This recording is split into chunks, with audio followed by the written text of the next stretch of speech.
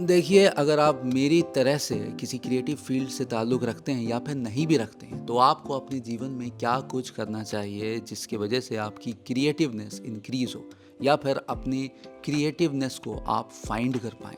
ये सवाल पूछा मैंने चैट जीपीटी से, तो चैट जीपीटी कहते हैं कि आपको बोर होना पड़ेगा। लेकिन बोर्डम का क्रिएटिविटी से क्या रिश्ता? There's got to be a connection here, a missing link, something, literally anything. रिश्ता तो है, बहुत ही गहरा रिश्ता है। आप अपने खाली टाइम में लेजर के लिए रील स्क्रॉल करते हैं या टीवी देखते हैं या अपने दोस्तों के साथ पार्टी करते हैं या वीडियो गेम्स खेलते हैं या 5 दिन चलने वाले मैचेस देखते हैं वगैरह वगैरह। इन सब चीज़ों से आपका दिल और दिमाग सिर्फ इंटरटेन होता है। लेकिन जब आप इन सब चीज़ों से पीछा छुड़ा के अपने एक अलग स्पेस में जाते हैं, इन सब चीज़ों से दूर, तो आप अपने कंफर्ट जोन से बाहर जाते हैं। And that is my point number 2 कि आपको अपने कंफर्ट जोन से बाहर जाना होगा। Sometimes you have to get out of your comfort zone. दूर जाके दूर से अपने सारे सेंसेस खोल के आँख, नाक, कान, मुंह, दिल, दिमाग, अपने आसपास की चीज़ों के बारे में सोचना पड़ेगा और उनको ऑब्जर्व करना पड़ेगा और ऑब्जर्वेशन एंड थिंकिंग को अपना हैबिट बनाना पड़ेगा। Now, observation is one of the most important things that leads to creative thinking. धीरे धीरे मेरे भाई आपको ऑब्जर्वेशन का फ़ायदा दिखेगा। आपका दिमाग आपको नए और ताज़े पर्सपेक्टिव देने लगेगा चीज़ों के बारे में और ये पर्सपेक्टिव आपका अपना होगा, एक ओरिजिनल पर्सपेक्टिव होगा, ये किसी की कॉपी नहीं होगी। सर एपीजे अब्दुल कलाम कहते हैं कि knowledge leads to creativity. Creativity is born out of learning.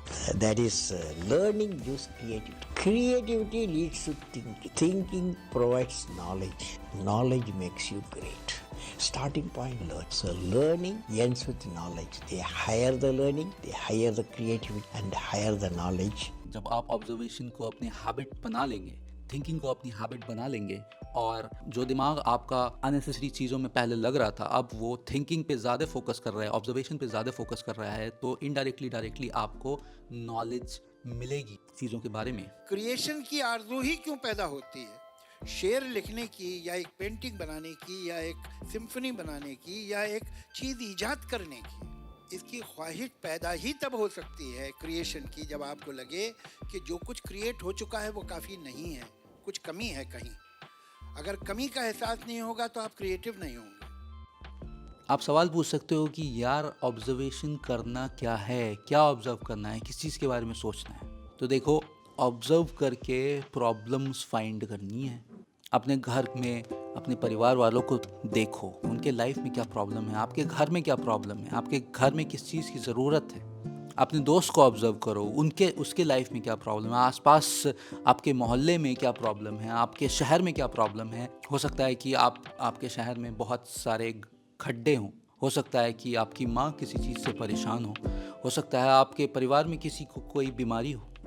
आप इन प्रॉब्लम्स को लेके इन पे काम कर सकते हो। अगर आप राइटर हो तो इनके प्रॉब्लम्स पे आप एक कहानी लिख सकते हो। अगर आप पेंटर हो, आपके शहर में खड्डे हैं, तो आप उसको अपनी पेंटिंग के थ्रू डिपिक्ट कर सकते हो, आप अपनी पेंटिंग के थ्रू वो दिखा सकते हो। अगर आप इंजीनियर हो या साइंटिस्ट हो तो कुछ ना कुछ आप डिज़ाइन कर सकते हैं जिससे आपके आसपास की प्रॉब्लम्स सॉल्व हो पाए। अब मैं आपको एक एग्जांपल देता हूँ जिसमें जावेद अख्तर साहब और सर एपीजे अब्दुल कलाम साहब की बात सही प्रूव होती है। यानी इस एग्जाम्पल में नीड एंड नॉलेज को मिक्स करके आप क्रिएटिव डायरेक्शन में जा सकते हैं।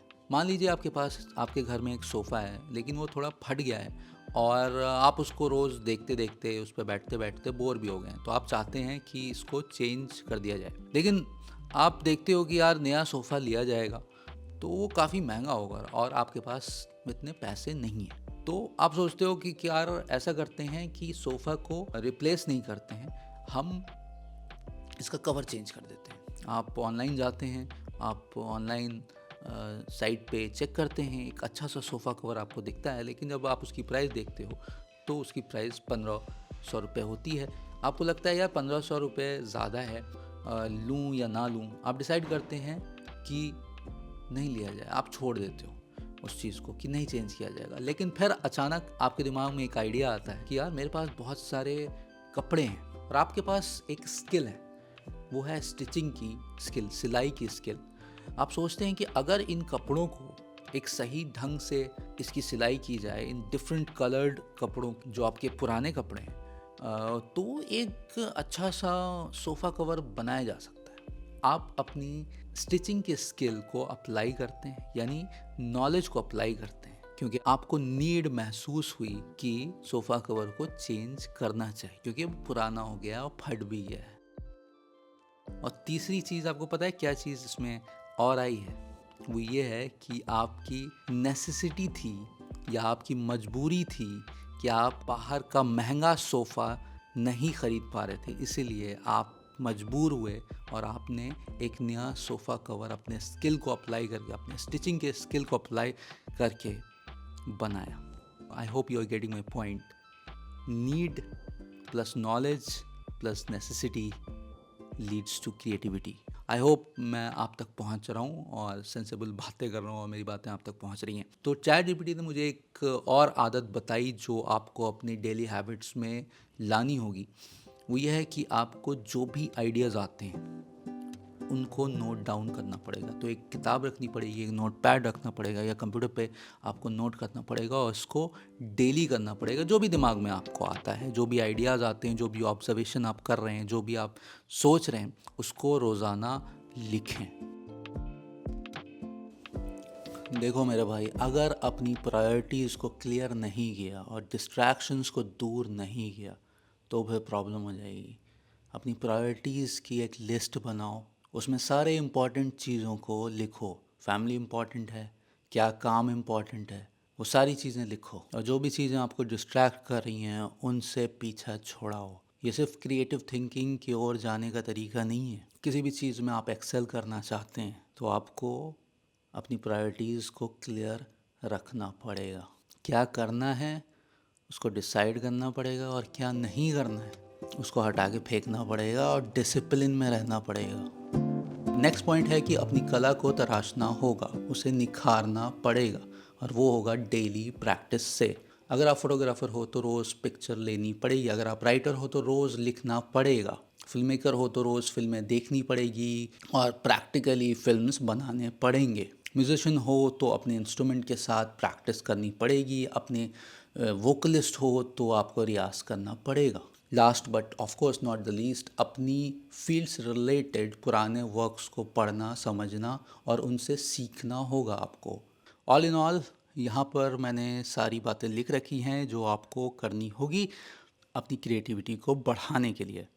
इसका आप स्क्रीनशॉट ले सकते हैं। और अगर ये वीडियो आपको पसंद आया है तो प्लीज़ चैनल को सब्सक्राइब कीजिए, वीडियो को लाइक कीजिए। मैं आपके सामने ऐसे वीडियोज़ लाता रहूँगा। Thank you.